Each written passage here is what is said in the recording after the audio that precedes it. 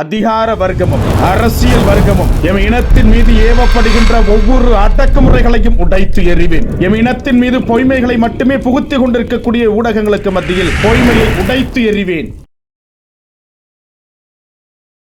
வணக்கம், இது கள்ளிப்பாடி சேதுபதியின் குரல். பாட்டாளி மக்கள் கட்சியினுடைய தலைவர் திரு அன்புமணி ராமதாஸ் அவர்கள் அதிரடியாக தம்முடைய தேர்தல் பணியை தொடங்கியிருக்கிறார். என்ன நடந்ததுன்றதை இந்த காணொலியில் விரிவாக பார்ப்போம் வாங்க. கடந்த சில தினங்களுக்கு முன்பாக பாஜகவினுடைய டெல்லி மேலிட பொறுப்பாளர்கள் பாட்டாளி மக்கள் கட்சியினுடைய தலைவர் திரு அன்புமணி ராமதாஸ் அவர்களை அவர்களுடைய பனையூர் இல்லத்தில், அதாவது ஈசிஆரில் இருக்கக்கூடிய அவருடைய இல்லத்தில் சந்திக்கிறாங்க. சந்தித்து கூட்டணி குறித்து பேசுகிறாங்க. நீங்கள் வாங்க, நீங்கள் அதிமுக எல்லாம் ஒன்றிணைந்து இந்த தேர்தலை சந்திப்போம், திமுக வீழ்த்தோம்னு சொல்லிட்டு அந்த கூட்டணிக்கு உங்களுடைய பதிலுக்காக காத்திருக்கிறோம். நீங்கள் சொன்னீங்கன்னா உடனடியாக அடுத்த கட்ட நகர்வை நோக்கி நாம் அனைவருமே ஒன்று திரண்டு செயல்படுவோம்னு சொல்ல திரு அன்புமணி ராமதாஸ் அவர்களும் விரைவில் உங்களுக்கு நல்ல செய்தியை சொல்கிறேன்னு சொல்லிட்டு அவர்களை வழி அனுப்பியிருக்கிறாங்க.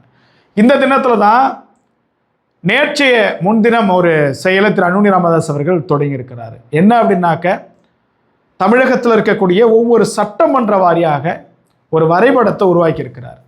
அந்த வரைபடத்தில் இப்போ கடலூர்னு எடுத்துக்கிட்டோன்னா, கடலூர் மாவட்டத்தில் எத்தனை சட்டமன்ற தொகுதிகள் இருக்குது?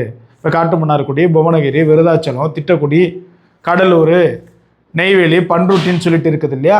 இதை ஒரு சார்ட்டாக போடுறாரு. சார்ட்டாக போட்டு ஒவ்வொரு சட்டமன்ற தொகுதிக்கும் நெய்வேலினா ஒருத்தர், விருதாச்சலம்னா ஒருத்தர், பண்ருட்டினா ஒருத்தர், அடுத்தது புவனகிரினா ஒருத்தவங்க, சிதம்பரம்னா ஒருத்தவங்க, காட்டுமன்னார்குடினா ஒருத்தவங்கன்ட்டு ஒவ்வொரு சட்டமன்ற தொகுதிக்கும் ஒரு சட்டமன்ற தொகுதி பொறுப்பாளரை போட்டு அவர்களிடம் வரைபடம் கொடுக்கப்பட்டிருக்கின்றது ஒரு ஃபைலாக. என்ன அந்த வரைபடம்? இப்போ உதாரணத்துக்கு காட்டுமன்னார்குடி சட்டமன்ற தொகுதி இருக்குதுன்னா, காட்டுமன்னார்குடி சட்டமன்ற தொகுதிக்குள்ள எத்தனை நகரங்கள், கிராமங்கள் இருக்குது? திருமுட்டம் இருக்குது, அடுத்தது அதற்குள்ளாக சேத்தியாத்தோப்பு, இன்னும் இது போன்ற பல்வேறு பகுதிகள் இருக்குது.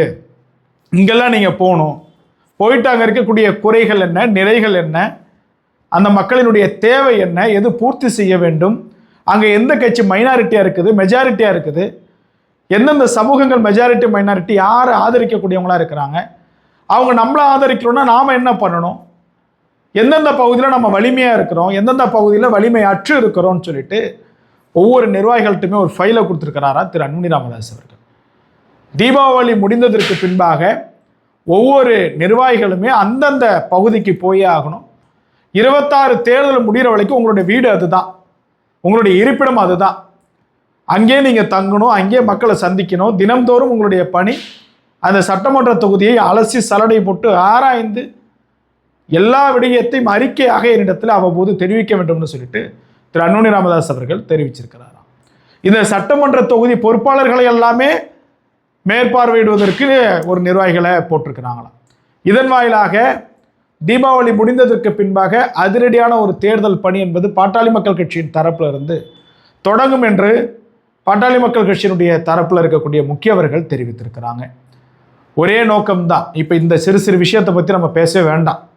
காரணம், அது நிச்சயமாக ஒரு நல்ல முடிவாக இருக்கும். நம்ம அதை பற்றி பேசி ஒன்றுமே பிரயோஜனம் கிடையாது. தேர்தல் வந்துச்சு, தேர்தலுக்கான பணியை செய்ய போகிறோம். தேர்தல் பணியிட பொறுப்பாளர்கள் நிர்வகிக்கப்பட்டிருக்கிறார்கள்.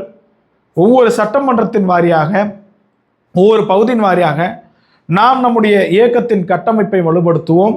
2026 நிர்ணயித்த இலக்கை நிச்சயம் அடைவோம் என்று தெரிவித்துக்கொண்டு மீண்டும் ஒரு காணொளியில் உங்களை சந்திக்கிறேன். அதுவரை உங்களிடமிருந்து விடைபெறுவது உங்கள் கள்ளிப்பாடி சேதுபதி. நன்றி, வணக்கம்.